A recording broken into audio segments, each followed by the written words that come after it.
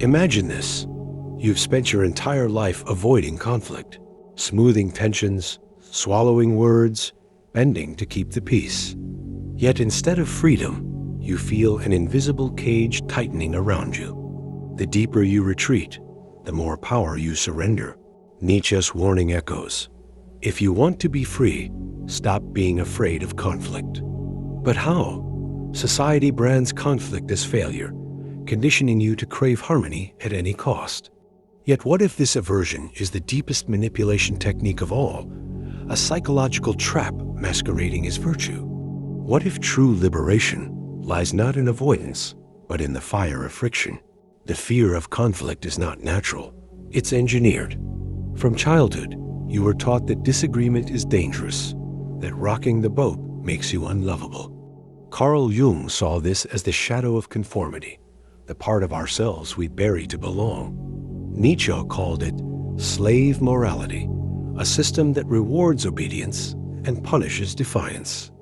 But the real trap is neurological. Your brain, wired for social survival, mistakes conflict for threat, flooding you with cortisol at the mere thought of tension. Society weaponizes this instinct, conditioning you to prefer silent suffering over the raw, liberating risk of confrontation. The question isn't why you avoid conflict, it's who benefits from your silence. This fear doesn't just shape moments, it scripts your entire life. Unspoken resentments fossilize into passive aggression. Unchallenged boundaries erode your sense of self until you no longer recognize the person in the mirror. Cognitive dissonance silences you further. If I don't fight, I'm the bigger person. You rationalize, while your unmet desires curdle into quiet despair. On a societal scale, this aversion breeds cultures of control where the most compliant are rewarded and dissent is pathologized. Huxley's warning rings true. The most efficient prison is one the prisoners don't even know they're in. The cost? A life half-lived, a voice never used. The escape begins with a blasphemous truth. Conflict is not destruction, it is creation. Every boundary drawn, every truth spoken, every no roared into the void scatters the ghosts of compliance. Study those who refuse the trap. Socrates drinking hemlock rather than silence his questions. Frankl defying Nazi despair by choosing meaning. The rebel artists who traded approval for immortality. Their secret? They rewired the fear. What if the tremor in your hands before confrontation isn't weakness, but energy waiting to be weaponized? Start small. Let a disagreement live instead of smothering it.